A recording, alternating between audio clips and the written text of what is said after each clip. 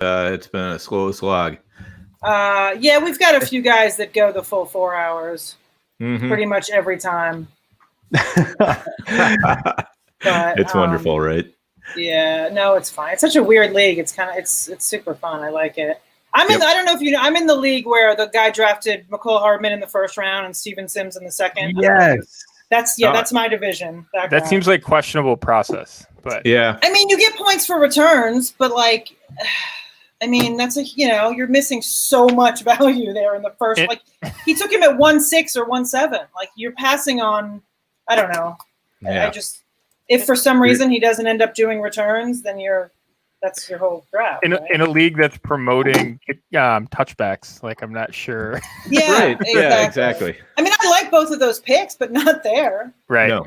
Right. You know. Yeah, I must have missed the memo on the returns. Oh, so that's my division, by the way. Second round, Hardman. Yeah, mine was first. No, mine was the first round. Oh, they took him in the first. Holy. Yeah, he took him at 1.7, and then he took Sims on the way back. Like, those were his first two picks. Yeah, it's a little much, a little heavy on that. Pretty much. I mean, it's fine with the rest of us. It's better players. Oh, kidding me? No, I can't. I didn't even see that about the return yardage. Oh yeah, you need to. Yeah, you get points for that. Oh well, I guess I won't get too many. I don't think I've drafted anybody as a returner yet. I took Lockett probably around early, but I would have taken him anyway at some point. Right. So he's the only guy I have that really fits that. Yep, that makes sense. So we are sorry, guys. I'm fumbling around. We are live, but I'm fumbling around because I opened this Fantrax draft board and it's covering my entire thing. I can't move it. Oh man, that's my fault. I brought it up and now. Yeah. So I'm going to fumble it around, but I'm going to fumble around with that. But I just want to welcome you guys to the show. I want to welcome anyone watching. Eventually, we'll get people listening to this or watching, I guess, on their own time. But I appreciate the guest tonight. We've got a couple special guests as usual, Dan. But I mean, this week we're going to focus on quarterbacks. We've been looking at positions. We've had tight ends. We've done receivers. Looking at one of our guests' recent articles, I kind of wish I had timed it a little better, but it was hard to kind of guess where she was going with them. But she's put out some great material on a couple of those positions that we've talked about. But we'll focus on quarterbacks tonight. I call them the captains of the NFL. Guys we're buying, selling, either avoiding or targeting when we're doing our drafts, whether it's best ball, redraft. I know, Jen, that's more your specialty with regards to doing redraft. And just talk about our overall strategy on the position. Dan, I mean, again, I'm still getting used to this transition from audio to visual because I'm used to kind of bringing you in and surprising people with the guests. But I mean, they're all on the screen, so I'm just going to go get give a quick intro to them. And I mean, everybody knows you, dude. You're the overhyped sleeper, Mr. Right. Williamson, the money man. So, Dan, always a pleasure with you on the weekly, but we bring in, like I said, two special guests. You know her from 4 for 4, Jennifer Eakins. First, I want to apologize. I sent out a tweet and totally missed the S on your name, so I want to apologize for that. But we appreciate you coming on to the GOAT District. And now you get to make another apology, JD, because it's Eakins, not Eakins. Oh my God, I'm on a roll, man. I'm telling you, I have no. What do you mean? Because he just pronounced it wrong? Oh, I'm the captain now. Yeah, that's what I need. The good news is I moved the draft board. So Jennifer, I apologize twice now, but welcome to the GOAT District. It's all good. Like I said earlier, last name, everyone butchers it. It's all good. And I am happy to be here. Thanks for having me. I feel it more because I have a simpler last name and people still butcher it. And that's why when I saw your message, I was like, oh, I'm such an ass, because this is exactly what I deal with on a regular basis. So I appreciate you being cool about it. And like I said, we appreciate you joining us. Our other guest, I mean, you guys know him. He's on here on the regular, Mr. Jordan McNamara. You see him out there in Football Guys. Where else are you right now? What is it? DTH? Yeah, UTH Dynasty, and then I'm doing the Analytics Dynasty stuff. So thank you, sir. Yeah. Yep. So we appreciate you coming back, Jordan. What I'm thinking of doing is let's get right into the goodness. And a bit later on, I'm going to come back to all the good work that you two have been putting out there in Fantasyland. So, Dan, how you doing today? I am doing great. I had the day off today, so I was just getting stuff done around the house. It's just one of those days where nothing, no appointments or anything, just kind of can hang back and wrap up a bunch of loose ends. Got to have one of those every once in a while. Yeah, that's what those days off end up being, right? So, guys, let's jump right into the goodness. Like I said, we're talking quarterbacks. Jennifer, I know your specialty, like I said earlier, is on 4for4. I'm a little newer to the site, but I'm not as new to your work because you put out a lot of work on that site. And looking at the position, whether it's redraft, whether it's best ball, what's your general approach when you're looking at the quarterback position, maybe comparing it to the other positions that we deal with in fantasy? I'm of the later round ilk when it comes to redraft and best ball. And like I told you, I don't do Dynasty. You can shame me all you want. It's a choice. I don't do it. But anyway, so yeah, I mean, I'm definitely of the later round. I mean, obviously, if one of the top guys happens to fall, and it fits in with what I have going on, of course I'm going to take him. But I'm definitely not the person that's going to grab a Mahomes or a Jackson in the first couple rounds. I just feel like there's way too much value up on top of the board compared to what's down below. So that's I'm definitely not like a super weight like to the garbage pail at the bottom, but I definitely will wait to the middle of the pack in the quarterback tiers. Okay. And is that, do you do a lot of best balls, Jennifer? Yeah, I do. Okay. Yeah. So for both redraft and best ball, I mean, obviously best ball, I may go a little earlier because you want to grab more than one. Whereas redraft, of course, you usually only take one or maybe a second, if whatever. But but either way, I'm definitely not in the first tier. Now, as far as this season, I've taken a few Dak Prescott shares here and there when the feeling strikes me, but I'm not going to go out of my way to grab him early like some have been. It's funny you say that because I don't normally go early quarterback, especially redraft for best balls, because I just find that the value you're passing on is so much. But I literally just in the DWG, I actually took Dak. I'll have to pull up what round. I don't want my screen to lose my screen again, but Right. it's funny because I do find out of that top tier, he's kind of the last guy that sometimes falls a bit more. People might be worried about what's going on in Dallas or his contract situation or whatever it is. But I mean the firepower that offense has, he's definitely looking to have a good season, and he's always kind of on a prove it situation, right, with the contract. So that's a little added cheddar to it. No, absolutely. And I have to say, like, I'm not opposed to, Dak. Dak in a stack is really nice, like with Gallup and Jarwin. So I will do that if it's right. But there's some people that are grabbing Dak like in the fourth, and I can't do it. So, if he falls to the right spot, I'll do it. But I'm not going to, reach for him. But like I said, the stacking is nice. Jennifer spitting the stacks, getting on the side. Hashtag always be stacking. Always. So Jordan, man, how about you, brother? I know. I mean, look, at the end of the day, I think most of us play pretty much, whether it's dabble or specialize, we've played, the different platforms or formats when it comes to fantasy. So maybe give an idea are there any differences when you play the different formats, and what is your general approach to the quarterback position? Yeah, so I don't play a ton of best ball. I play like maybe a redraft league or two a year. It's more dynasty for me, but I am getting more into. I'm doing more redraft writing, so I'm looking more and more. I think it's a balance, right? Like you can play dynasty long term, but at the same time, I think you need to have, and the more and more I do this, you need to have a this year vision in terms of your team. So I'm not necessarily getting into a ton of redrafts or best balls or anything like that. I am focusing more and more on the in season than I did in past years. So that's, I think, for me this year, it depends how early I want to go. So I've been looking at some team builds and stuff like that. For me, the ultimate combination of floor, ceiling, and price this year is Dak Prescott. And he's my number 2 in Dynasty ahead of Lamar Jackson.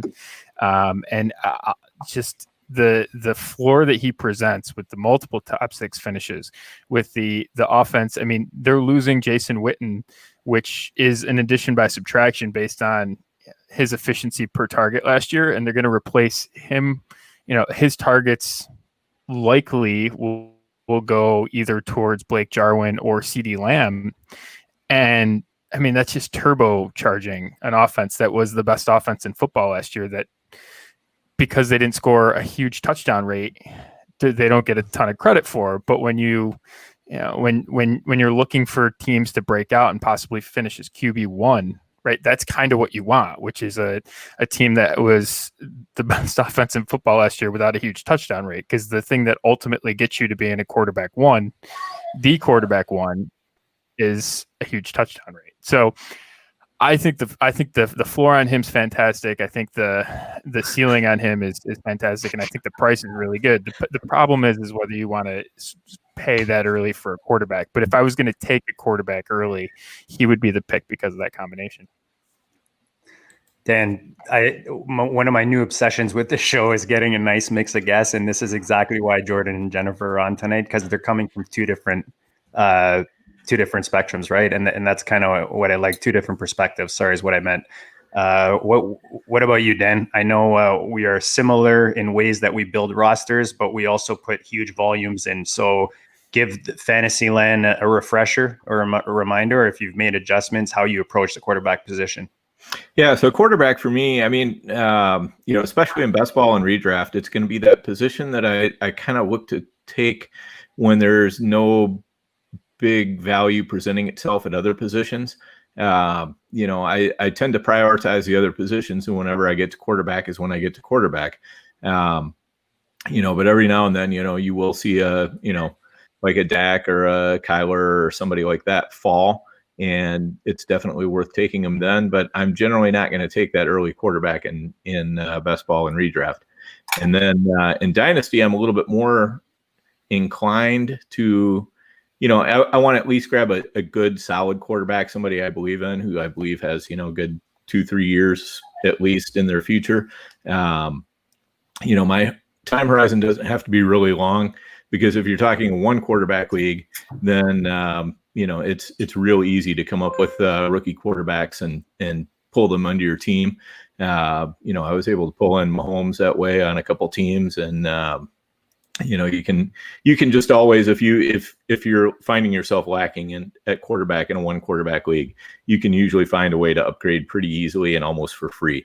But in the best balls, I'll tend to go to the later round quarterbacks, just because you can kind of cobble together or Frankenstein together a really good quarterback by using 2 or 3 late round options rather than spending that early pick. So I find in best ball, I almost always take the later option. Yeah, same as I mentioned earlier with best balls. I guess with Superflex, I'm more willing to take those higher end guys like the Lamars and the Mahomes. It's not like I'm investing huge into them. I've got a share or two of each of them. But and then, for me, Dynasty, I'm often at the quarterback position approaching it almost in a redraft way, because I consider a lot of my teams contenders, and that's how I approach the game. Whether I'm in a rebuild, I mean, my rebuilds are very quick. I'm not looking 2-3 years down the road. I want to compete every year. So I don't mind grabbing those, especially in one QB, like those Breeze, Brady, guys that people are kind of devaluing in Dynasty because they're older. For me, similar to tight end, these guys play, as we see now, guys in their mid 40s almost, chucking the ball around. So if you can balance that out by getting one of those guys, doing what Dan just talked about, I'm thinking about my OG GOAT roster. I've lost 2 years in a row in the finals. I've got Breeze as one of my quarterbacks who I brought in for not much to pair him up, stack him. Shout out to Jennifer with Michael Thomas. And then I have Wentz. And then I just drafted Herbert in this year's rookie draft, like you said, Dan, for nothing. I think it was like 3rd round or something. Mm-hmm. And I put him on my taxi. So it's super easy. Once I'm done with Breeze, whether that's a year or 2, it's easy to kind of replace that in a 1 QB. So I'm more willing to do that there. In the super flex, I want more of a balance, like Jordan talked about, with regards to having a nice mixture of your young stud, young up and comer, maybe an older guy. And I like the other thing I like doing, similar to the running back position, is super flex. Is I'm combing those waiver wires, man. I'm grabbing anywhere where there's questions. Like there's oh man, it's gonna blank. Who's in Denver? Who's the QB2 right now? No. I don't know if you guys know off the top of your hand. Anyways, just because I'm not that confident in a guy like Drew Lock, I'll go and pick up his backup in Superflex off waivers for free, or, you know, at the end of a draft, things like that. Kyle Allen is another guy. Like, we don't know what's going to happen in a lot of these offenses. So similar to a backfield, when there's questions, I like to go cheap and get these guys, you know, when no one else is maybe looking there. So that's another little strategy with regards to that. Jeff Driscoll was the guy you're thinking of.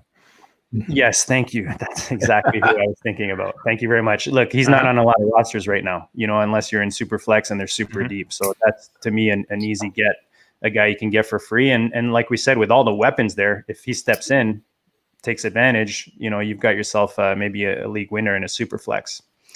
So again, one thing, you know, I love about tonight's mix is the two angles that we're coming from. So I'm going to go to you first, Jordan. Who's a guy maybe that you're selling or avoiding fantasy wise, just to start this conversation up? Lamar Jackson. I just can't. So when you look at quarterbacks, typically what you'll see is the guy that finishes as the quarterback one, like we said before, it's a huge touchdown rate. And of all the stats, touchdown rate is one of, if not close to the most highly variant from year to year. So he had 9% touchdown rate last year. That's about double what you would expect from the NFL average. Again, you can be a little bit above and a little bit below that sort of historically. You know, when you look at a guy, for example, like Rivers is just over 5% for his career, and you sort of know that that's who he is because of that's who offenses have been, right? Because he has a long history of longevity, right? We sort of know who he is at this point in his career. With Lamar Jackson, what I expect you're going to see is big time touchdown regression, and that's not to say that he's going to be bad. It's just it's a lot of luck, and there's so much luck that goes on with it. I mean, Ryan Tannehill was another good example of this last year. Huge touchdown rates, and when you sort of come back down to earth, right? You look a lot more like a middle of the road starter, and that's not an insult, but the difference between quarterback 1 and quarterback 6 or quarterback 8, I mean, that's about a win in fantasy. So over a 13 game season. So when you sort of think about that, like you're basically betting on him to repeat variance that is just historically something that does not happen.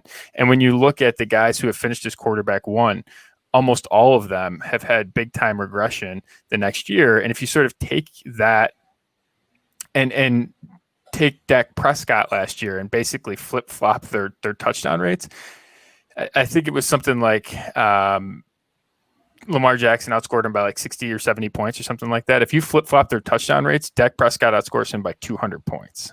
Right. So when you just think of how much variance that is, I'm betting against that happening again. So he's a clear avoid player just because what he did last year, plus the rushing too. I mean, no one's ever gone back to back 1,000 yards for a quarterback. I think there's reason for that.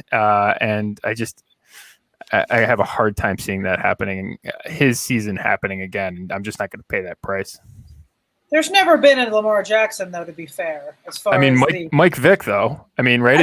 Okay, yeah, that was a okay. And so, yeah, and I agree that Lamar Jackson's really good. The problem is that his price, you're paying for him to be historically good, and I just that has no precedent in terms of really. I mean, there's a whole list of Hall of Famers that we could sort of go down that have had that huge touchdown rate, finished as a quarterback 1, and then had a massive regression the next year. It's just that's kind of what happens because you need that, right? To finish as the quarterback one in a season takes a mammoth performance, right? There is luck involved with that, and that's not to say he didn't have a good year. It's just to say when you're betting on that going forward, it's a trap for me, and so that's really the avoid spot for me. And he needs to have that huge thing, especially with the lack of passing volume, right? I mean, 400 attempts last year. I mean, you need a huge level of touchdown rate, and I just don't expect it to happen. So Jennifer, who's someone that maybe you're avoiding? I know, you talked about being more of a late round type of drafter. So obviously Lamar being where he's going, like in Dynasty Superflex, he's like top 22, top 25 piece. And I'm sure it's, I'd have to look, but I believe it's even higher with regards to redraft and best ball. So where are you at with someone that you're dodging this offseason as you build your rosters? I am staying away from one Tom Brady this season. I find that his ADP is ridiculous. Like he's in the 6th round. It depends on obviously the site, but like redraft wise, he's in the 6th round on ESPN. He's in the 7th round in Yahoo. Like that's just way too expensive for what's going on there. I mean, he's 43. Yes, last year he didn't have the same weapons as he's going to have, and I'm aware of that. But he wasn't good. And he doesn't run. I know you just went on and on about Lamar, but I prefer running quarterbacks. Obviously you're going to add it. It's a huge element there. So I like the running quarterback, and Tom is the opposite of the running quarterback. I just think that I don't hate him in general this season. I would prefer him in like the 11th, 12th round, and that's just not where he is. So he's someone I'm just not. I'm not going for. I'm still drafting his weapons at times when they're around, kind of, but like same thing with Gronk. I think he's too high as well. I've been avoiding him, and both of them might come back and bite me in the face, and they might have this crazy tandem of craziness this season. But both of their price is just too high based on their past. That's kind of where I am. Yeah, those are two guys in Dynasty that I just bought a share of Gronk because it was a tight end premium. I really needed a tight end, and I sent like Madison. So to me, Madison is nothing. Whoa! Maybe that's a whole other discussion. Whoa! I got a whole chapter named after him. Oh, easy. You're hurting me. I'm attacking one of your guys. Oh, that's funny. But where I was going with that is just in general, like Gronk and Brady are two guys I am not invested in at all, like dynasty wise. And that's why in the fishbowl, I've got a stack of Godwin, Brady, and Gronk, just because I'm like, I go a little different than where I'm going. And I just figure, a nice little stack advantage there. But that's my extent of my investment on those guys. I have very little. I have a little bit. I may have a Brady or two in best ball, and I'm at probably close to, I think I'm right at about 40 best ball leagues so far. So, nice. As far as Brady, I may have 2. In Gronk, I think maybe I've dropped into more. Really I don't rich. know. With best ball though, if you've got a big enough portfolio, you end up having everybody, even the people you want to avoid. Absolutely. For sure. Yeah, for sure. Because you just, it's the price is right because it really drops in, this league or whatever, and you have a need there. And, sometimes things come together and you just say, well, I guess this is where I take Brady or whoever it happens to be. So, yeah, other than there's definitely a few people that I will not take no matter what, but those aren't them. Dan, that's a great point too, right? Sorry. Go ahead. No, go ahead. You got it. I think what you said is you could put that on a fantasy football T-shirt, right? Which is you draft so many of these leagues. What ultimately happens is at some point the price is right on one of these guys. So even a player that you might avoid, you end up with, right? Like that's exactly how we should play. And even if you're playing in lesser leagues, like when those situations present themselves, that's critical at all positions, right? And so I think you hit, a huge strategy point directly on the head in terms of anytime a player we avoid players at cost, right? I mean, Lamar Jackson, for me, if he was quarterback 10, right? I mean, I'd be all over him, right? But it's all, and even though I think there's going to be regression, right? I would be all over him. Whereas it's all the cost. And I think that example is something that you hit perfectly. Yeah. So it's just one of those things where you'll take anybody if it comes around to it, because, if you are honest with yourself, we all make lots and lots of mistakes in analyzing players, and we are wrong. Well, except for Jen, of course. Yeah, present company accepted. But anyway, I'm the bozo anyway that I get stuff wrong all the time, and just having a healthy respect for how often you can be wrong, I think, is one of the best things that can happen to you as a fantasy player, because then you are willing to, even though you don't want to say, well, you don't want to lose your entire focus and, go without a compass at all and say, well, I might be wrong, so I'll just take anybody anywhere.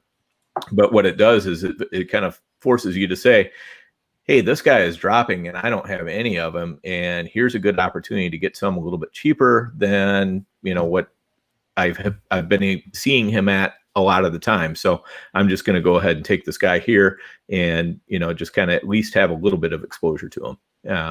So again, that's, you're talking more portfolios there. If you're talking about, just like you've got a couple dynasty leagues or a couple redraft leagues and that's all you're doing, you should go out and take your favorite guys, because you're going to be a lot happier with yourself if you win with your guys and lose with your guys, rather than losing with somebody that somebody else recommended you don't really believe in. So but as far as avoids, I'm going to go with Josh Allen. Oh,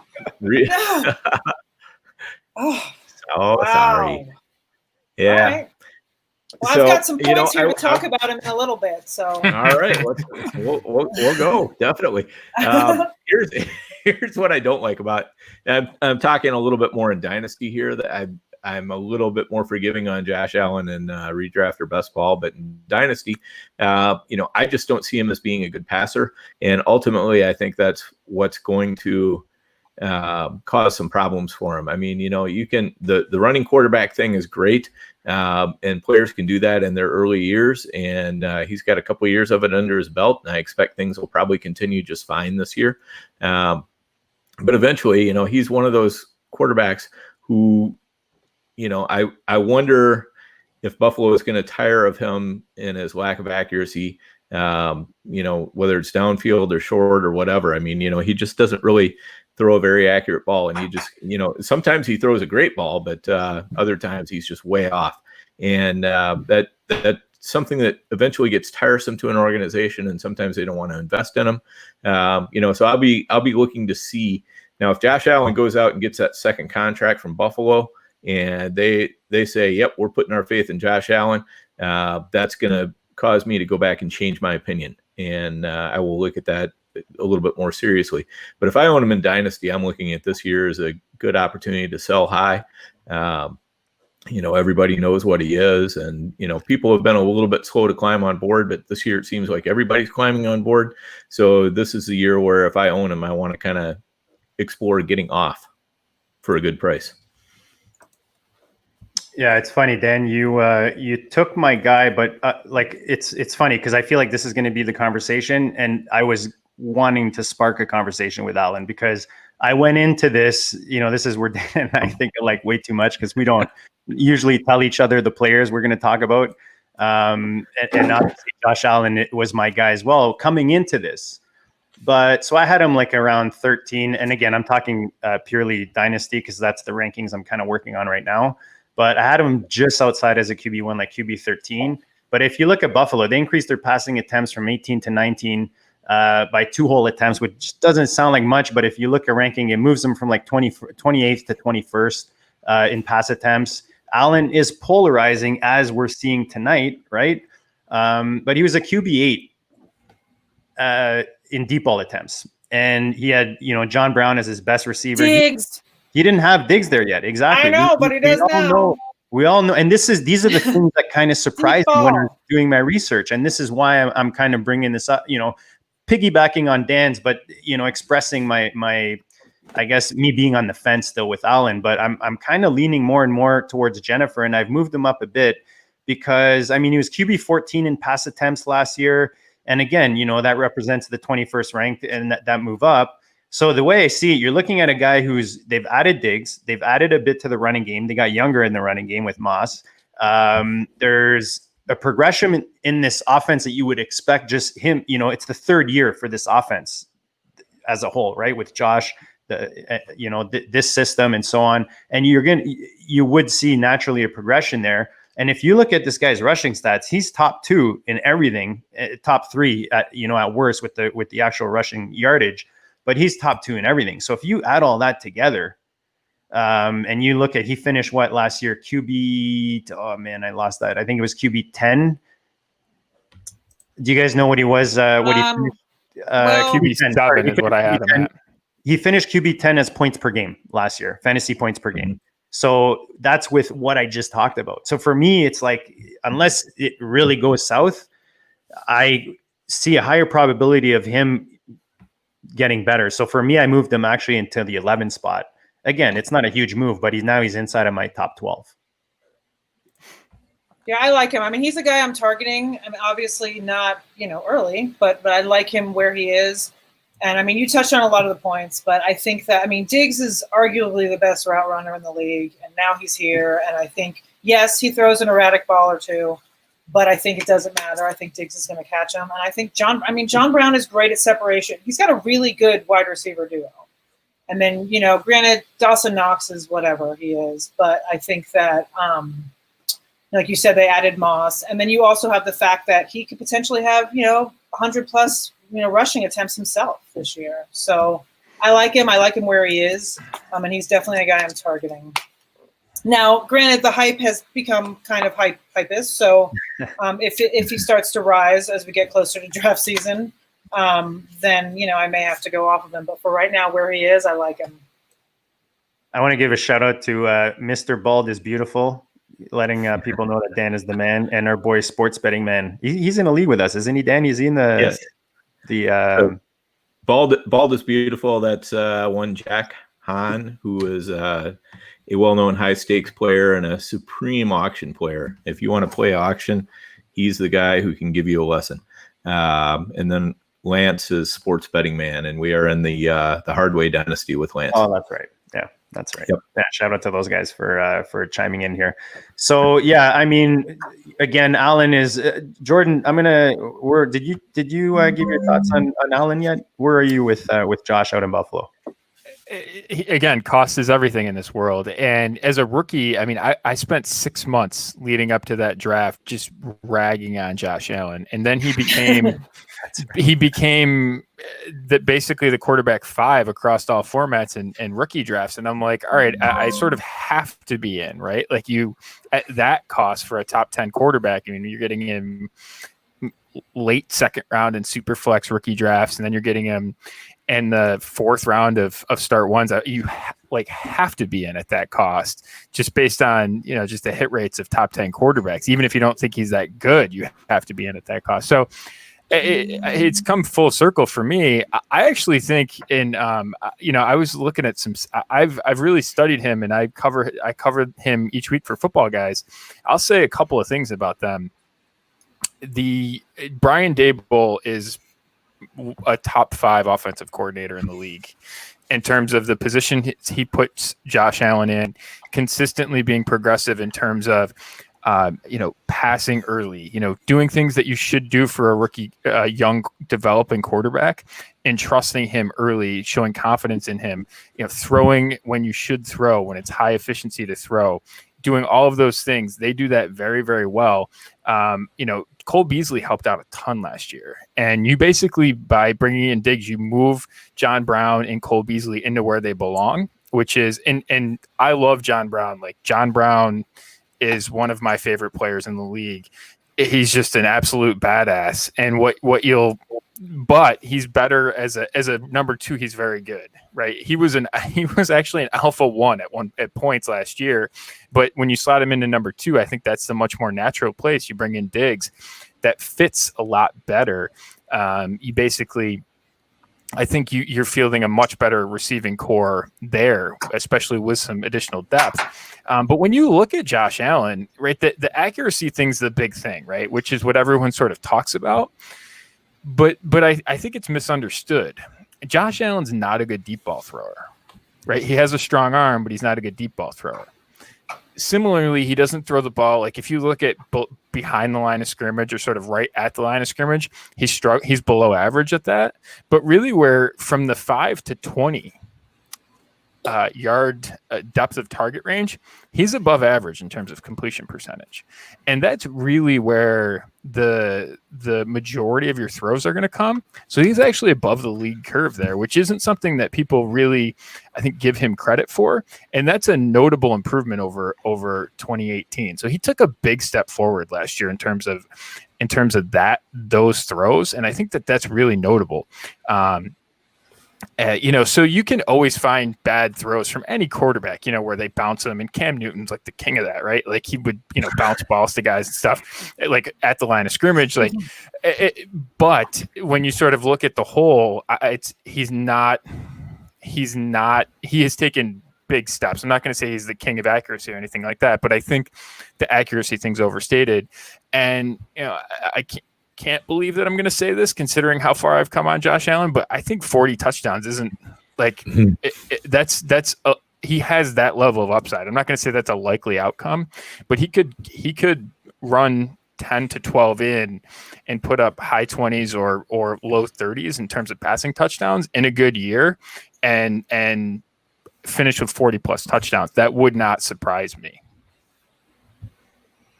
He's going QB7 right now, FFPC, like super flex startups. So for me, that's where I'm on the fence. Is that's a little too high for me. That's too rich. Yeah, it's too rich. So again, like you said, Jordan, it's always about price, right? You get him in a good deal, or somebody who wants to move him or something like that, then it changes the game. So it's always part of it.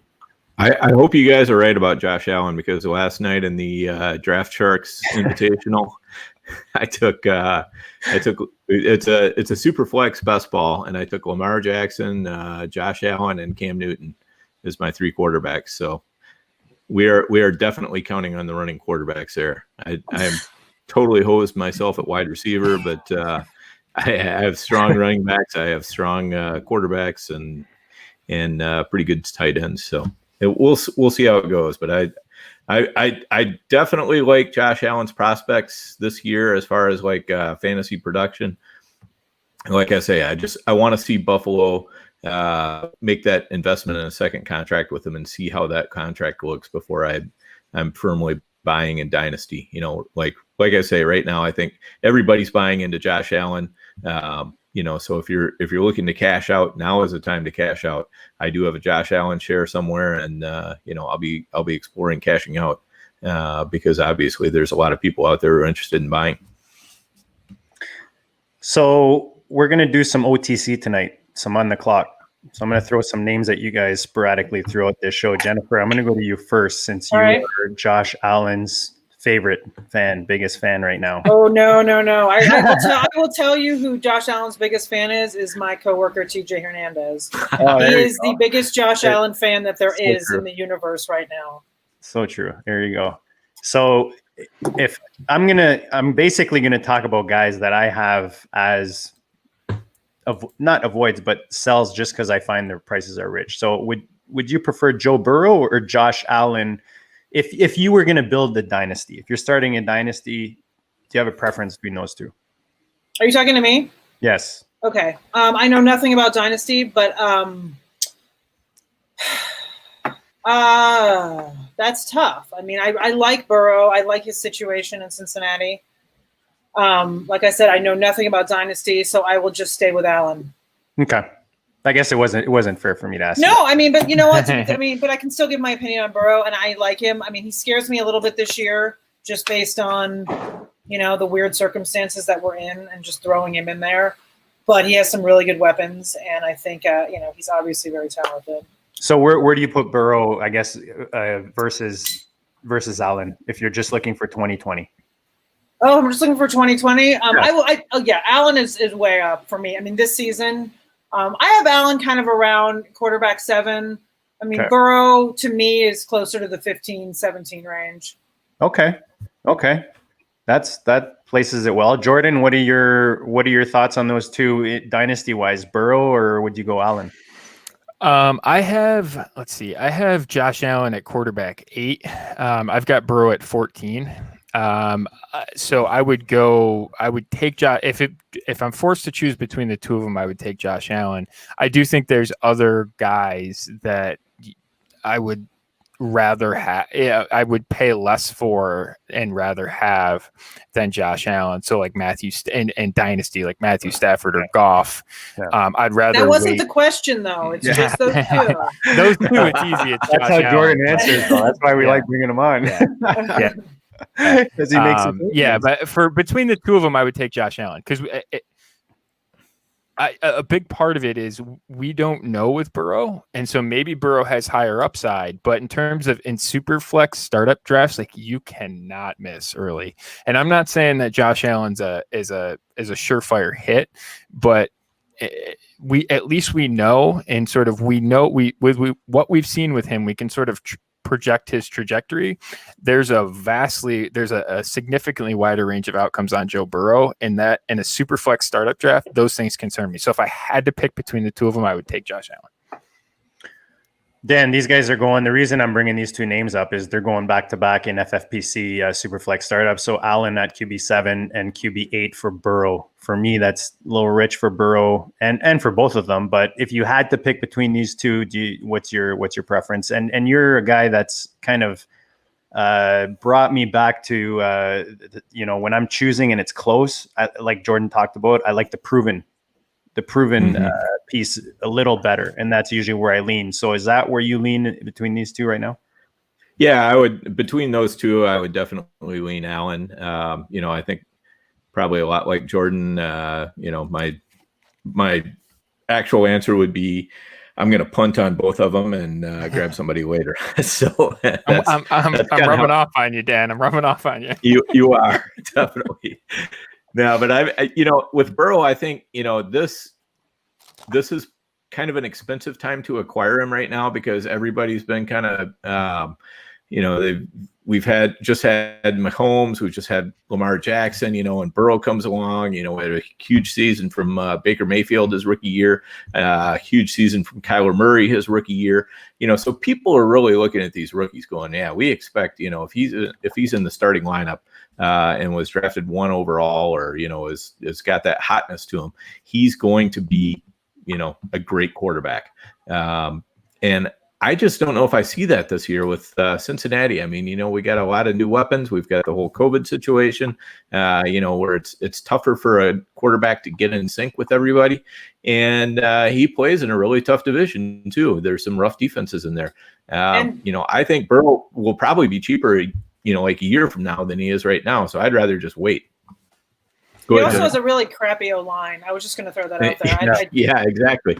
And so, there's I don't dislike Burrow, but I will say in, like in best balls, I own almost no Burrow because once I'm down to the point where Burrow is within the range of outcomes, I'm tending to go even later, for like a Gardner Minshew or Teddy Bridgewater, somebody like that.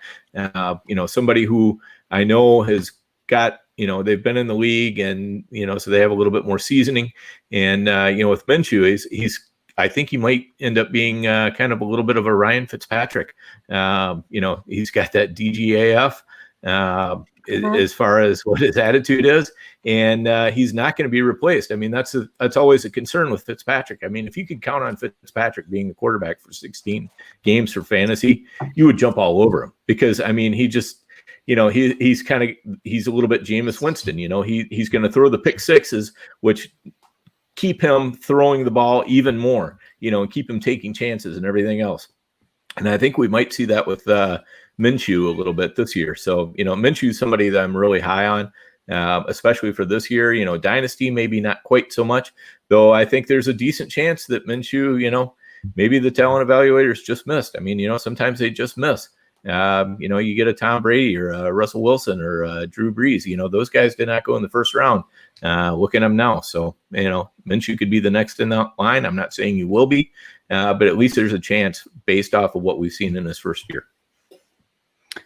So I'm going to throw a couple more names, maybe 3 or 4 other names, just guys that I consider going higher than I believe if I'm looking at Dynasty startup. So with regards to Tua, actually, I'm curious to get, Jennifer, your thoughts on Tua for 2020 before I let the boys answer with regards to the rookies' future versus these other guys going around him. I'm not taking him anywhere, to be honest with you. Redraft or best ball. I've taken some Fitzpatrick, in the later part, but we just have no idea what's going to happen. You've got the hip, I don't know. It's something that I feel like there's always a better option for me. So I've been avoiding him altogether, and it might blow up in my face and he may come in week 3 and crush it, but I don't see that happening in these, this year with everything going on and him recovering from injury. It's why bother? I feel like they should rest him, or should get him to be full healthy. And, Fitzpatrick, we all know, can do his thing for at least a while. Fitzpatrick's not going to be a 16-game starter, but he'll get in there and he'll have his little magical, times where he'll put up 30 fantasy points for 2 weeks in a row and then whatever. But I'm just, in just regular redraft, I'm definitely not taking him. Nobody should take him in redraft. But for best ball, I know a lot of people are throwing darts at him in the end, and I'd rather, like you said, I'd rather take a Minshew. I'd rather take even, I don't know, like Scott Fishbowl. I took Jalen Hurts, as over him, just because why not? Yeah, that's nice. So he's going QB 11 right now, guys, dynasty wise. Jordan and Dan, do either of you disagree that he might be a sell at this price, or do you like him at this price in Dino within? I think he's a sell at that price. Yeah, I'm not super interested just because I'm concerned about the hip. I'm no doctor, but that hip concerns me long term as to I think his mobility is definitely a big part of his game and how he plays as a quarterback. Not even talking about his rushing ability, but just how he handles himself in the pocket. He needs to be able to move around freely and everything. And if that hip starts giving him problems, that would be. Sorry, go ahead, Jordan.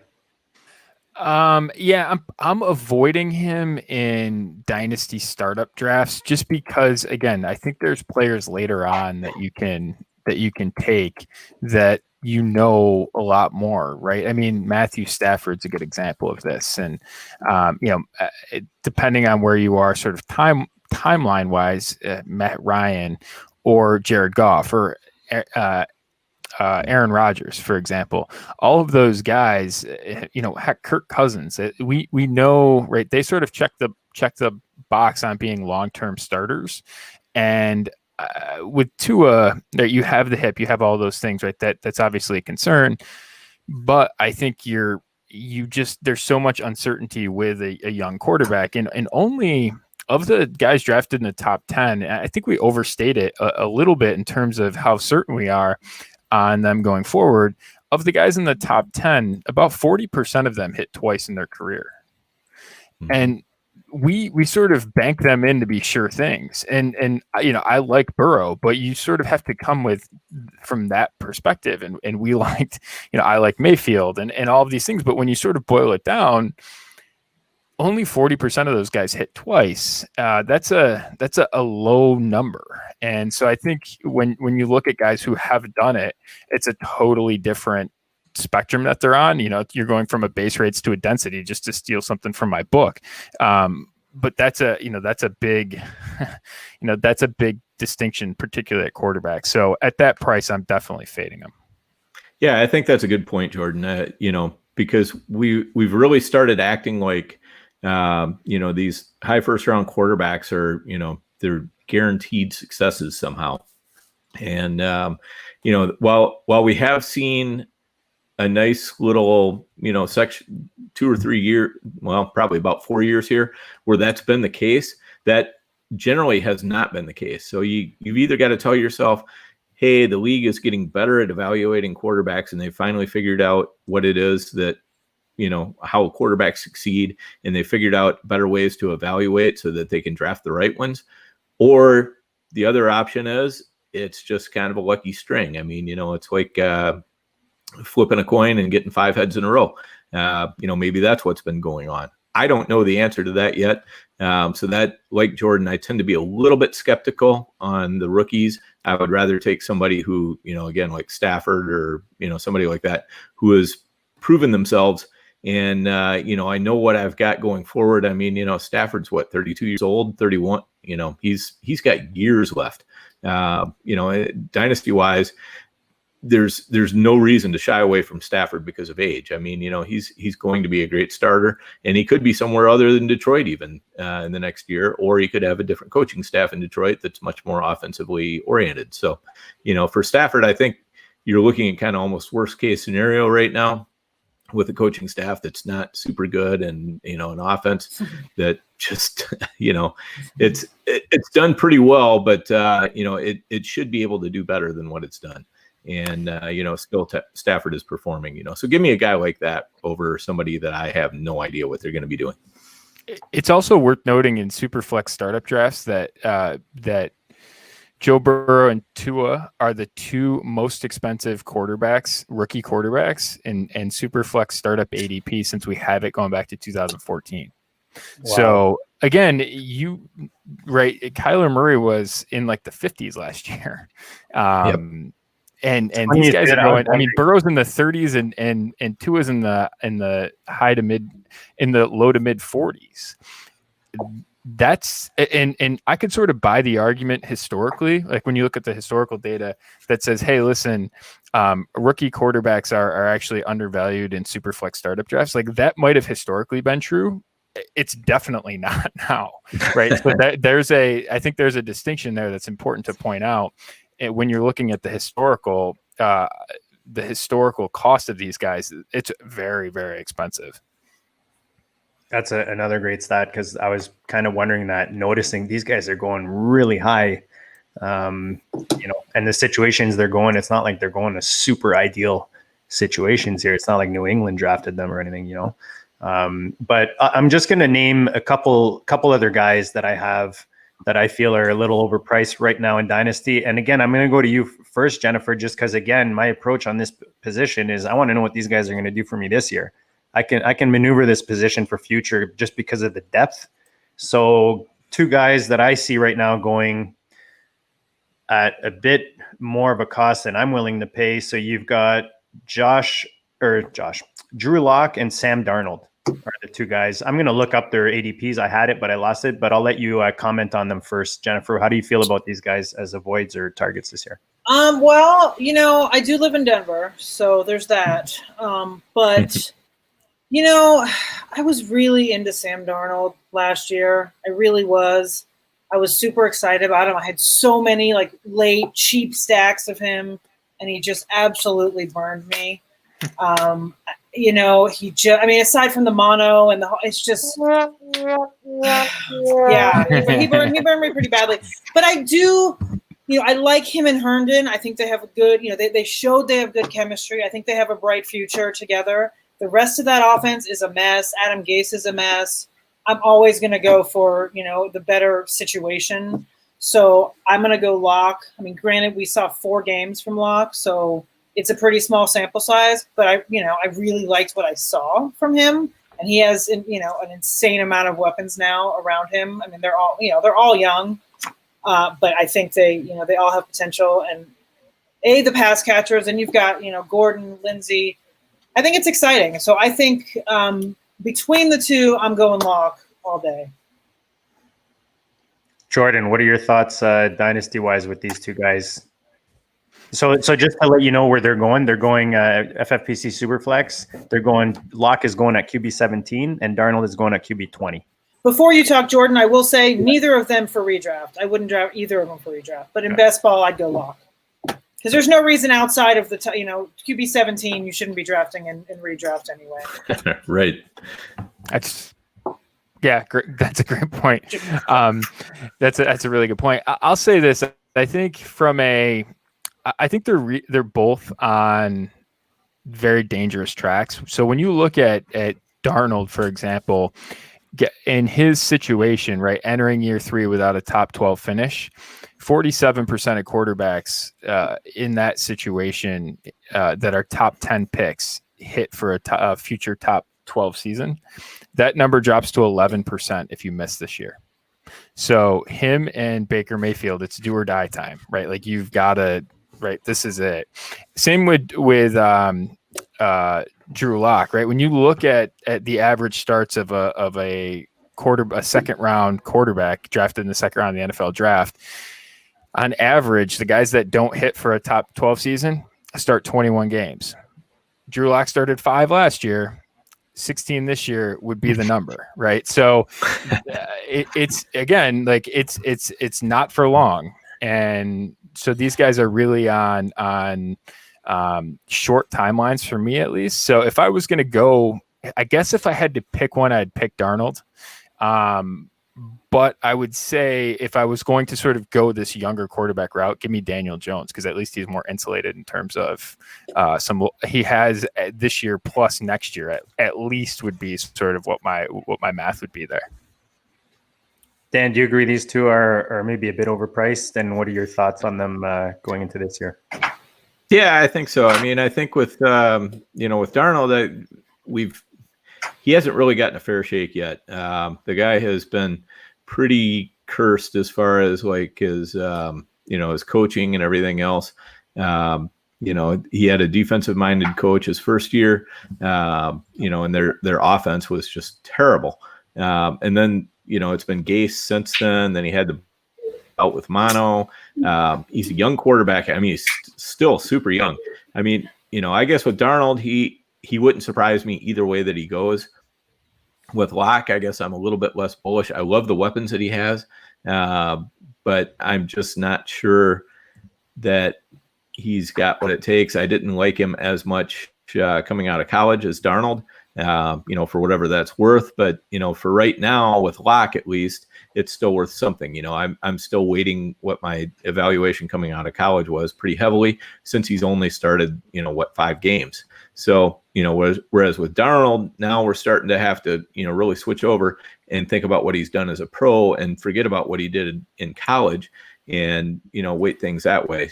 So neither one has a super bright outlook.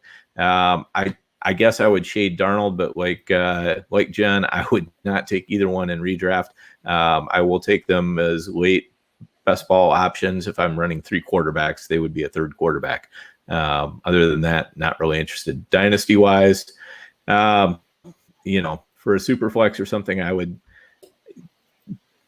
they'd be serviceable, but I'd be looking to upgrade. Yeah. Same. I mean, they're not guys I'm targeting, and especially at their price, I've got them back to back. Drew Lock slightly ahead, just the situation definitely better there, like Jen mentioned, and Gase is just someone I avoid all around in fantasy, and it's proven well over the past few years. So we talked about it tonight. I'm using their ADP, myffpc.com. If you guys are listening, you're not already on the site playing, it is the best fantasy site to play fantasy, whether you're looking at Dynasty, Best Ball, Redraft. They've got 2 $500,000 tournaments on there right now that you can go on right now and draft.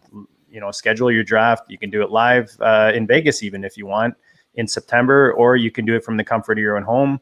And they've got best balls 35 all the way to 1250 buy-in. So for sure, there's some range, somewhere in that range where you feel comfortable playing, and their best balls are awesome, man. 28 deep. They've got slimmer ones, 20, but I'm still loving the 28 deep. You can go super flex, 1 QB, and everything's tight end premium.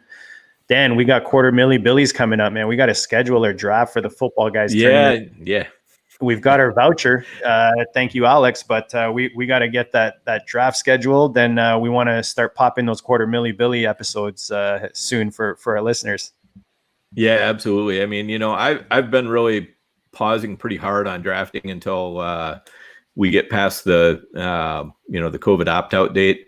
I think that's like we talked about earlier. I think tomorrow. That's right. We're all kind of waiting on pins and needles, because I will be surprised if a couple big names don't drop tomorrow. I think it's likely that the bigger names, the teams are, still trying to persuade them to not opt out. So there's kind of a dialogue going on there, maybe. So it doesn't surprise me that it's been a little bit more small fish to start with, but I think some big fish might be coming tomorrow. So we'll see if I'm right. Yeah, that's right. Jennifer reminded us that that's a huge date tomorrow. Right? It's going to be tomorrow's my birthday too. So little news. I don't mind. Thanks, guys. I'm old, so it's not like I celebrate or anything. But I'm going golfing. That's the extent of it. Good for you.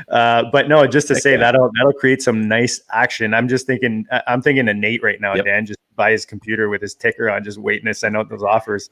But as you guys can keep our ticker, myffpc.com, go check it out. And if you're not on the site already, we've got an exclusive bonus you can get. Just send me. I was saying DM me, but my DMs are a little bananas, so it's really hard for me to track them there. So just send an email to goatdistrict@gmail.com. And I'll hook you up with a link that you can register through, and you'll get an exclusive sign-up bonus, which is, literally free money that you'll get to play on the site once you register with them. So go check out myffpc.com for the best site, guys. We went through, we went through pretty deep with regards to the sells and the avoids. Before we continue, are either of you on a time crunch at all? Do we have a time limit? Because we are at an hour right now. I can go for a bit. All right, cool.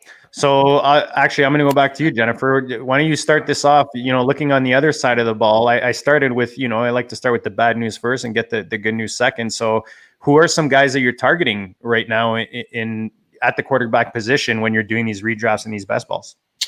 Well, we've already covered pretty much the two that I had written down. One was Josh Allen and the other is Matt Stafford. So we kind of covered them both. Stafford, you guys talked about it a little bit, but I mean, last year, he was QB6 before he got, before he hurt his back. I think he had like 20.8 fantasy points a game at that point.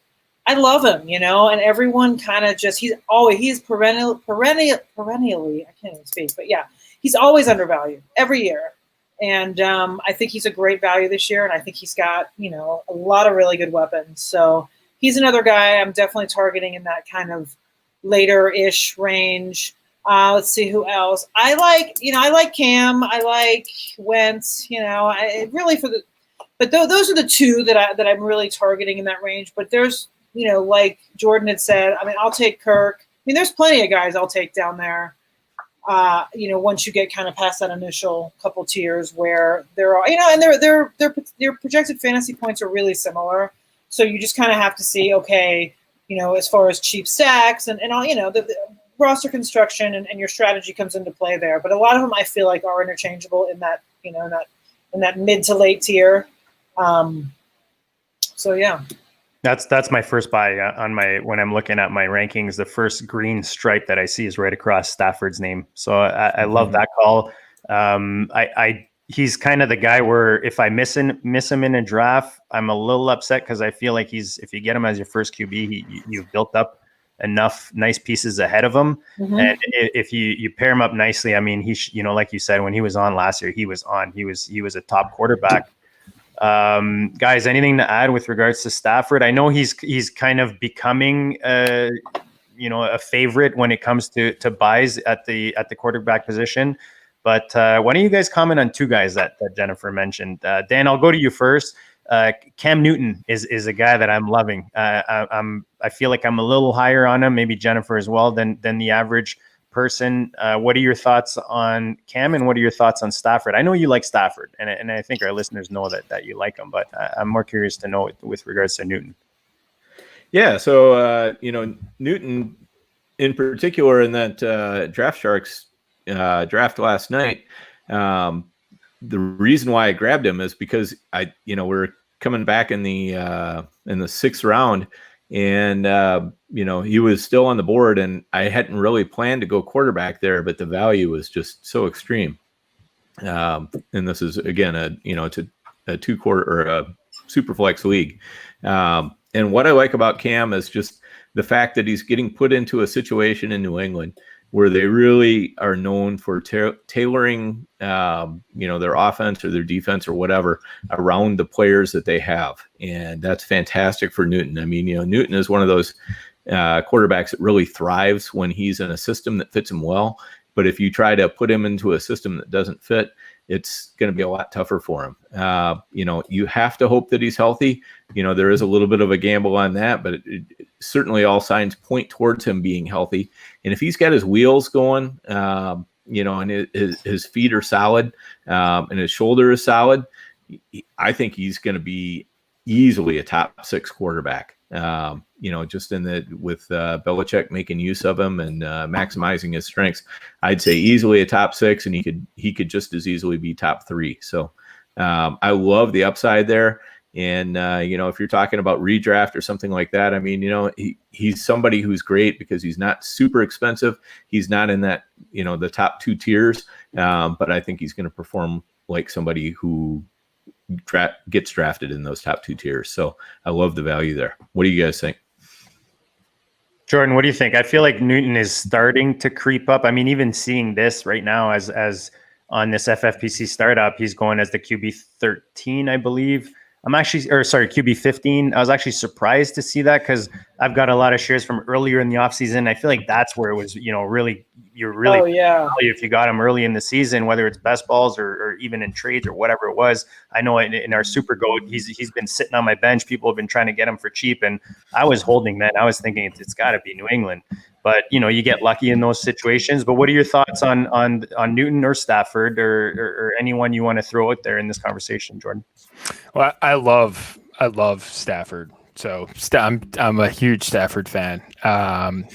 Just a huge fan of Matthew Stafford. So I could go on and on. You guys hit it on the head. I'm not going to dispute anything you said. I could talk for hours on Matthew Stafford. So just stay healthy, my man. Stay healthy. I was worried about an opt-out with him because of, there was that he actually, I think it's an interesting thing just from a big picture perspective. He was looks like he tested, he was a false positive for COVID. So that's obviously not ideal, but that's something we're gonna have to deal with this year. I was worried about the opt-out because of his wife's cancer and all that stuff.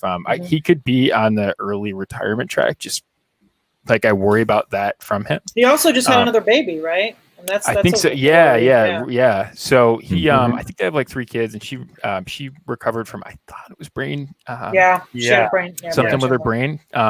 So obviously those things are a concern. But it looks like he's going to play. I haven't seen anything to suggest otherwise. So that's really my only concern with him. If he can stay upright, I have any plays. I think the ceiling's very high. Cam's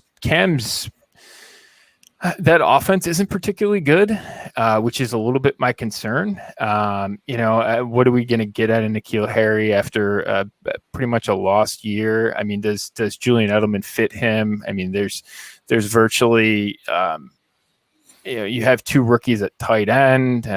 You've got James White, I guess. I look around and I'm not super confident. I guess I will say I think they're some of the stuff they had to do last year to just, let their defense win them games and score touchdowns for them because they really struggled at times, I think is not going to be the case this year. They got hit pretty hard on the defensive side by some opt-outs.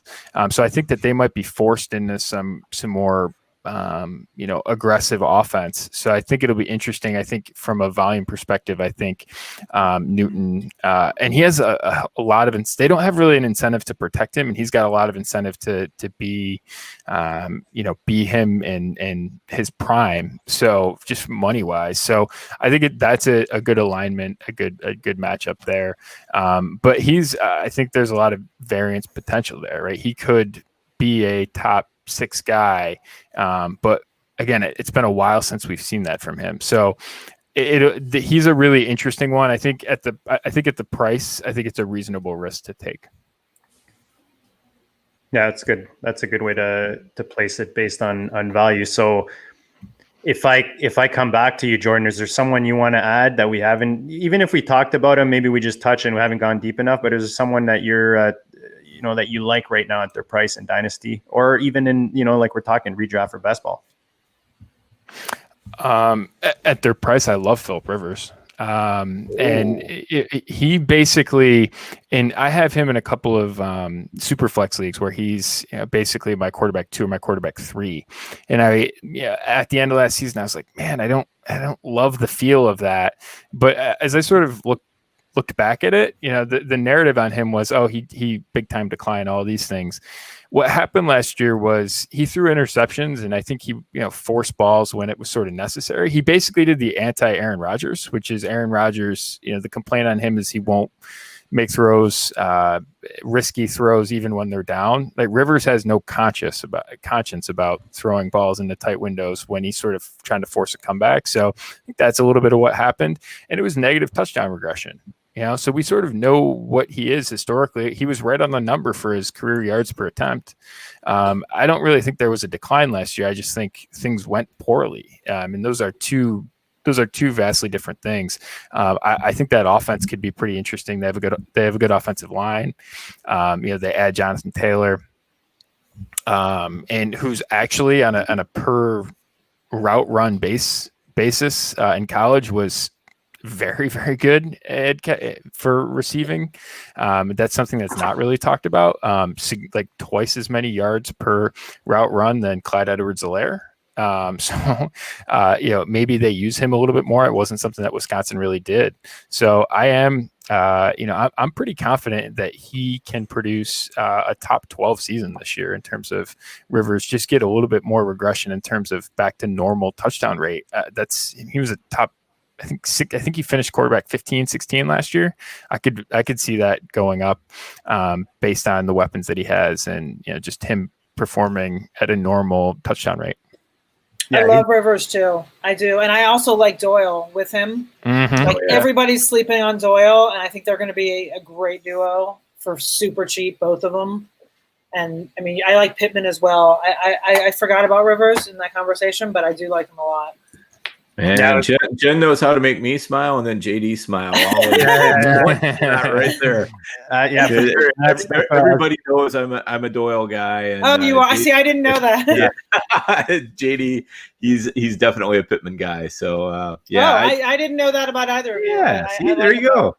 But I should be more in on Rivers just because I've been so in on all of his weapons. I love Paris Campbell at price. I love even T.Y. Hilton at price is great. Doyle at price is fantastic. Jonathan Taylor, I think, is totally underrated right now. He's starting to slip into the 4th, 5th rounds and some drafts in the redraft area. And really, I think anytime once you get into the 3rd round, I'm ready to draft Jonathan Taylor. I think the cream's going to rise to the top there. You don't worry about the Marlon Macks and the Nyheim Hines and guys like that.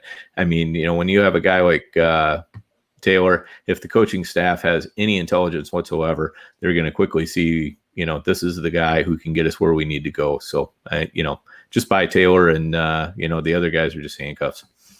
Yeah, I was just saying, I was in the Dynasty draft room with our boy Matt Price last night talking Colts because they're my team. So we were talking about all these guys, and Rivers is a guy that we focused in on. I mean, he's definitely we were talking like weapons wise. I would say that now they've kind of evened it out with the pieces they've added. I think Taylor's going to be a beast. You're looking at a team that was 4th in the NFL last year in rush attempts, and they're bringing in this guy behind the probably the best offensive line in this league. And that's what a guy like Rivers wants, right? Is just give him a bit of time to throw the ball.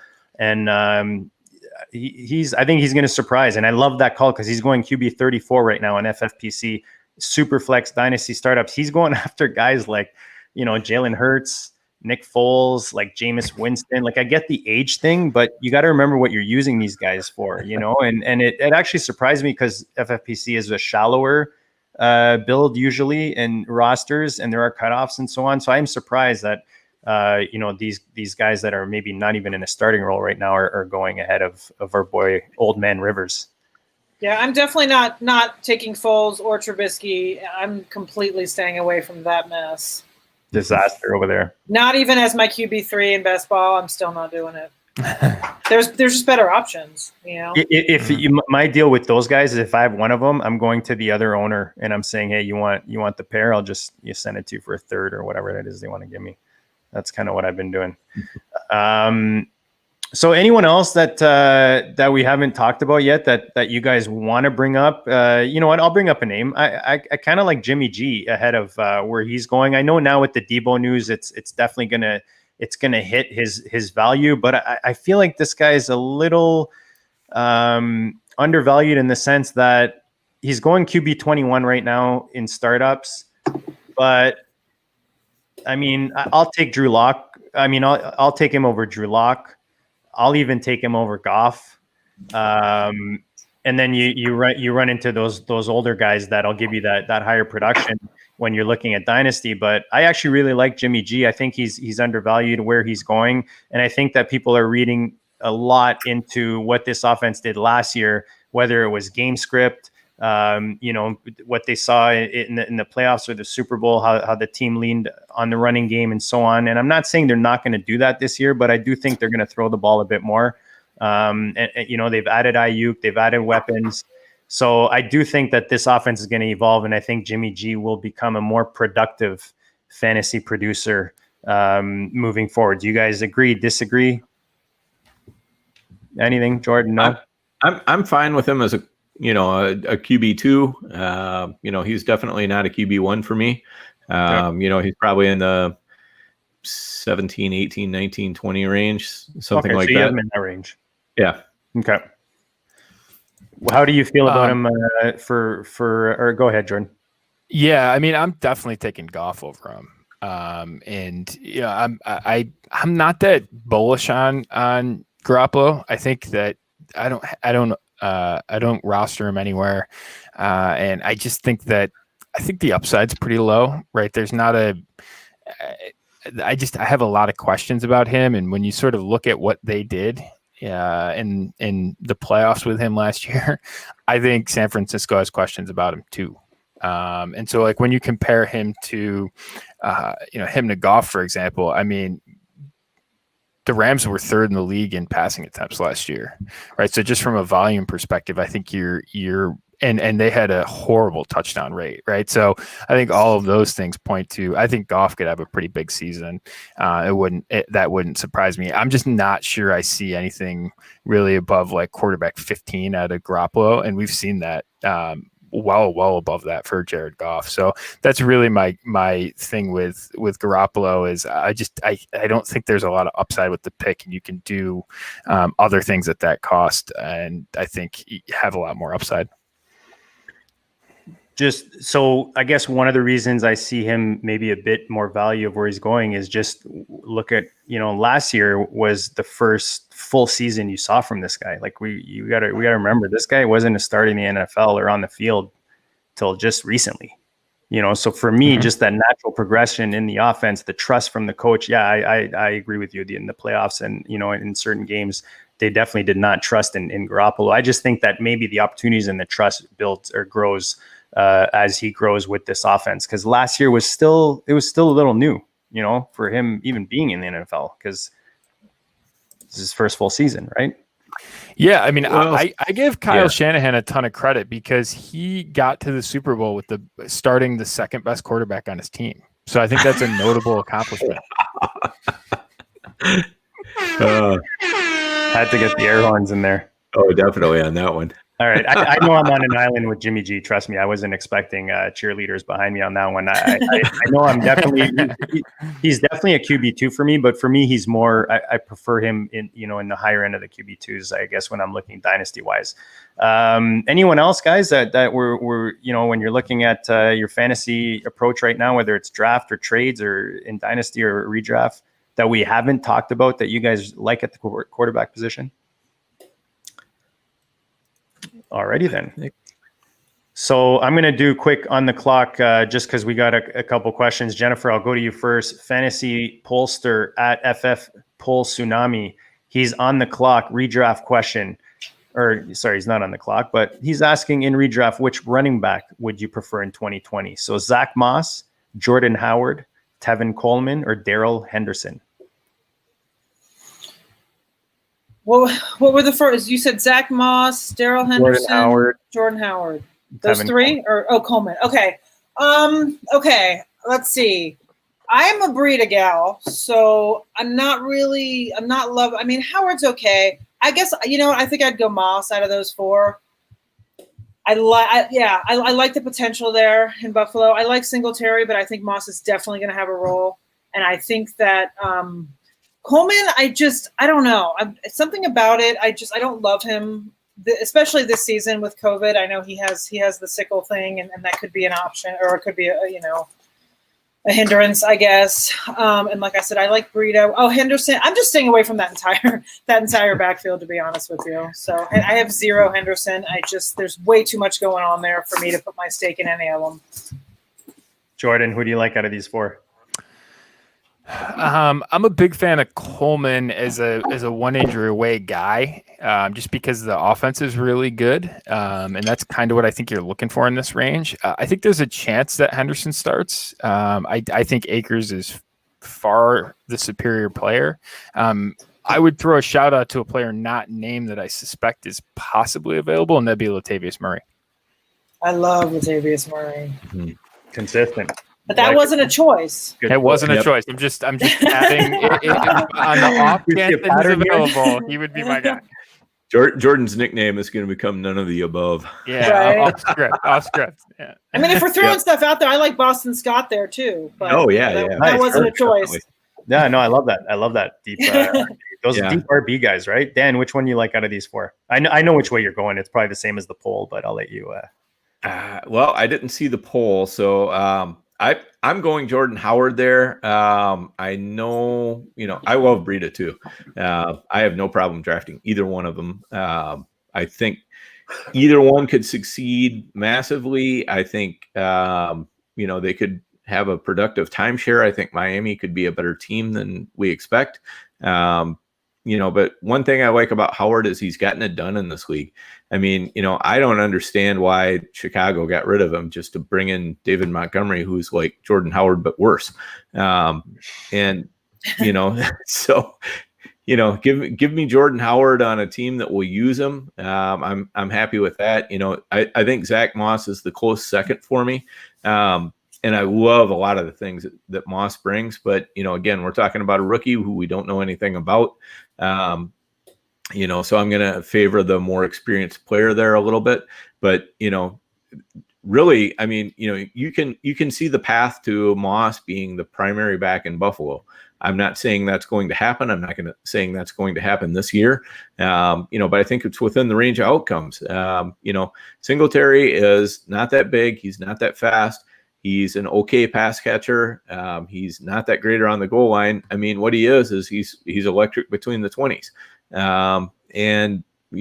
Zach Moss is not electric between the 20s, but he definitely can, he's good at the goal line. He's got the extra size. He's not super fast, but he can also catch passes and do so, at I think a better level than what Singletary can probably do. Singletary was not a great pass receiver last year. As far as yards per route run. So I'll take Moss there if I can't get Howard. Yeah. So Fantasyland agrees 55%, 56% actually to Howard, and then Zach Moss in a close second. You guys covered pretty much everything. I'd probably lean Howard, but these guys are all similar to me except for Henderson. He's not someone to necessarily grab. So I'd probably sprinkle shares of, all three of these guys in best ball and have an even share. I'm not really leaning any way more than the other because I think they all have their opportunities. Jennifer, we appreciate you guys hanging out a bit longer. I've got two things before we close this out. So the first thing is I want to know selfishly, I'm starting to do rankings and I'm going to be dropping articles here and there with DHH. So I want to know what's your quick tip as someone who's going to be starting to write articles, like choosing topics or any kind of quick tip you have for me in that sense. And then, with regards to your articles, you're covering a lot of COVID material right now as a topic on 4for4, where you've got a lot of other great articles on there, but COVID is something I'm noticing that you're on top of. So you've got two things that I noticed: the tool, the tracker, and your articles. So you just actually released or dropped an article yesterday, I believe, with regards to COVID. So talk to us about your role with COVID at 4for4, what you're doing right now, and kind of how Fantasyland can benefit by going on and subscribing to the site and following your material on the topic. Yeah, as far as your first question goes, honestly, I would just try to think a little outside the box. You know, a lot of content out there, and a lot of it is the same. A lot of it is, 5 sleepers, or, I would just kind of try to at least come up with something. Obviously you play fantasy, right? So think about things that you would want to read, things that are not the norm, things that, are beyond the basic, rankings, or, things like that. So that's kind of where I'd go there. As far as COVID goes, yes, I was tasked with the being the COVID officer at 4for4, which was interesting. But no, I think there's a lot of people out there, whether you're a league commissioner, whether you're just a player, there's a lot going on, So I think there's, in this article, I wrote basically the COVID manual, where from a perspective of a commissioner, things that you need to look at, whether you need to change the format, whether you need to go straight up rotisserie, whether you need to do double headers, whatever it is, because we may have a shortened season. We may have they may just all of a sudden there be no season after. So you've got the main thing with commissioners and leagues is you have to hammer that stuff out, especially when there's money involved, which obviously most of us there is. So you have to make sure that it's very clear what happens if the season is week 6, or what happens if there's a break, or there's that kind of thing. Whether you're going to add COVID IR spots, whether you're going to add a deeper bench, whether you're going to push your draft to the very last minute just to make sure people don't test positive and all that. That's kind of from a commissioner perspective. And obviously from a fantasy perspective, you need to kind of look at drafting a little differently, just for redraft purposes, where, you want to handcuff, because we all know that we have no idea. Like, I play fantasy baseball right now, and I have, I believe, 4 guys on my roster right now have COVID. So it's, we don't know. All of a sudden, out of your 16 team roster, 7 of your guys could all of a sudden have COVID at the same time and have to be quarantined for 2 weeks. So you have to kind of try to, obviously you're not going to, curtail your entire draft towards COVID, but you've got to at least keep it in mind when drafting redraft. So that's kind of the stuff in the manual, and all of that, by the way, the manual and the COVID tracker are both free on 4for4.com. So if you don't have a subscription, those are actually free articles for right now. But we also would love for you to subscribe. But yeah, so 4for4, I am the senior writer, senior editor. So I'm doing a bunch of stuff. In season, I do kicker streaming, which I'm a huge kicker proponent. There's like 3 of us out there.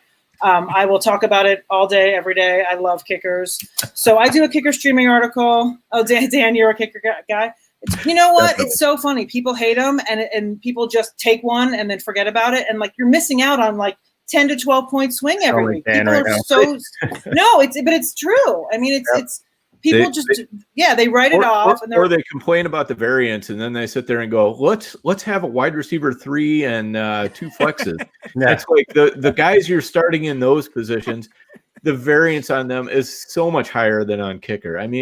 Come on. And if you learn to do kicker properly and you stream them every week, you're getting, you, like I said, you got a 10 to 12 point swing and people, all of my home leagues are always like, how do you know? And I'm like, well, pay attention, because I stream defenses and kickers every week. So anyway, I do that. And then I also do a droppable article every week during the season. It's called the Dead Weight Report, players to drop each week, and a bunch of other stuff. So yeah, you can find me at 4for4. That is where I live. Yeah, go check out Jennifer and her work. I know Jennifer, just going back to me kind of recently joining, one of the reasons is I just kept hearing from, trustworthy sources that, like I always say, my weakest part of this game, I'll build the rosters, trades, all that stuff. It's the weekly starters, when you've got those big decisions.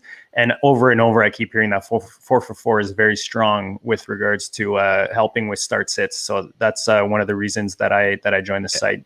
Yeah, our ranker, John Paulson, is ridiculously accurate. And he really is. his rankings, his rankings are ridiculous. I mean, and I use them. It's not like he's. Oh, yeah. I check them out every week, absolutely, and I love the adjusted fantasy points against. Mm-hmm. That's a fantastic thing. I used to do that on my own, and I mean, it's like unbelievably hard to calculate and do it right. And then when I found out that 4for4 was doing it, and I could just relax and enjoy it. You can click and look at it. Yeah, it's nice. Oh man, it's fantastic. Yes. Awesome. So yeah, if you're not familiar with it, what it does is it takes a look at the strength of the players that defenses have been playing against. Like if a team continually is playing a string of elite tight ends, they might look terrible against a tight end, but in reality, they're actually pretty average, or maybe even kind of good against the tight end, but they look a lot worse just because of who they're playing.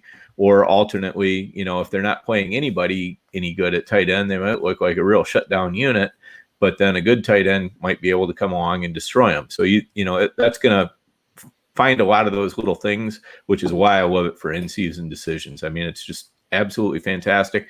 I'm gonna look at the player first, but when I'm having a tough time making a decision between two players, that adjusted fantasy points against absolutely is fantastic.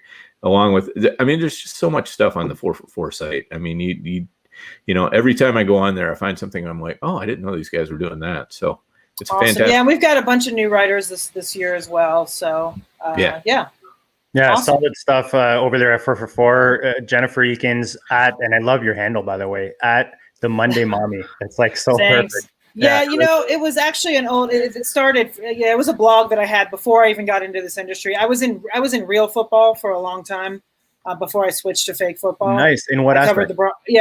I covered the Broncos for a while for Bleacher Report, and I did a bunch of other stuff. So yeah, I was in the real football world for a while, and then I kind of towed the line between real and fantasy, and finally I just took the plunge, and it's so much better.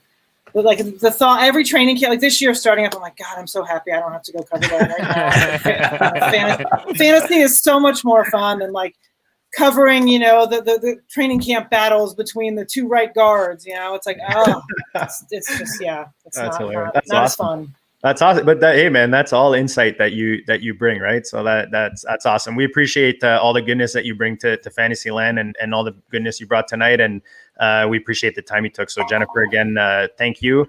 And I appreciate you forgiving me with my little trip ups tonight with the name. But Jordan, you're over there. Like I said, man, you just did it again. Actually, you just called me by the wrong hand. But what did I say? I think he's Eakins, not Eakins. Oh, wow. Yeah. Jennifer Eakins, no? Eakins. Oh, Eakins. You know what? Because I'm looking at your name. It's Eakins. So I apologize. I'm French, man. I'm blaming the French. So Jordan, as my foot is in my mouth,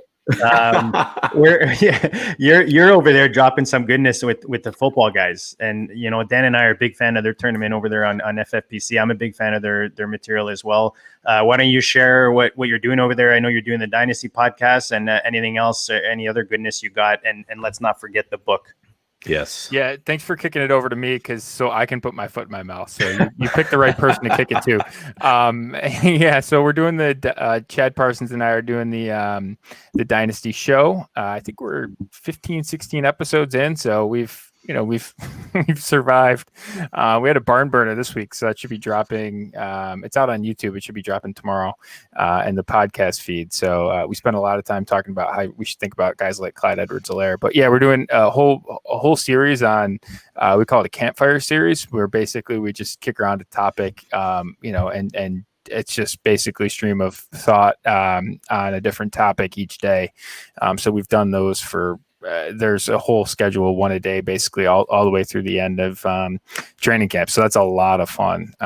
Doing that's a lot of fun. So doing all those things. And then, you can find the book analyticsatdynasty.com/shop. And you can find, I'm still doing the podcast a day over at Patreon. My Patreon channel is patreon.com/analyticsatdynasty. I think I got to go back and count, but since COVID, I think I've probably done, I was there was 2 separate stretches of a podcast a day for like 2 months. So we're probably approaching like 150 podcasts since like the middle of March. So it's been quite the year. Wow, that is a lot. Good stuff. Yeah, and definitely check out Jordan's books, The Analytics of Dynasty. Yes. Those are fantastic books. I mean, whether you're a Dynasty veteran or somebody who's new, you're going to find things that are going to help you out. I love the way that he approaches his subject matter and how he goes about, analyzing what you need to be doing, both in your startup drafts and in your rookie drafts, and just kind of how to play the whole game. And there's a lot of things in there where I'm like, these are things that I do, but I'm not sure if they're right or not. And I think they probably are, but I can't really, I haven't really dug into it enough. And then Jordan he digs into it, he lays it out, and you're like, it's crystal clear now. And that's, if for nothing else, if you're pretty experienced in Dynasty, just looking at how Jordan approaches things, he definitely opened my eyes on a few things, but also just kind of gave me that peace of mind that, this, there's actually, something behind the way that I'm doing things, and I am doing them right. So it's a great read, both of the books actually. So make sure you check them out. They're well worth it. He's the overhyped sleeper. No E on the end. Dan Williamson, the man, as or one of our watchers, I guess you call them, listeners, watchers, viewers. I guess it's viewers, right? Jennifer, yeah. I'm just, my English is just broken all over the place. So don't take it personally, please. No, we appreciate anyone watching, listening, for tuning in. We talk about the 5-star reviews, but it's about the feedback. We appreciate all the goodness you guys have sent our way, but just keep sending us some feedback. Check out, if you're on the Instagram, check out Go District FF. We got some fantasy football goodness on there as well.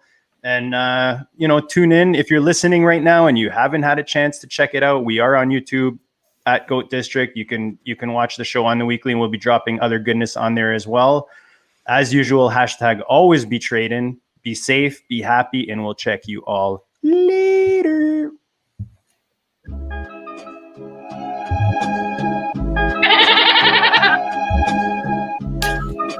I'm really rich. Go District, the Pope listens. Dynasty, our religion, for the blokes missing on all of these trades, on all of these plays, on all of these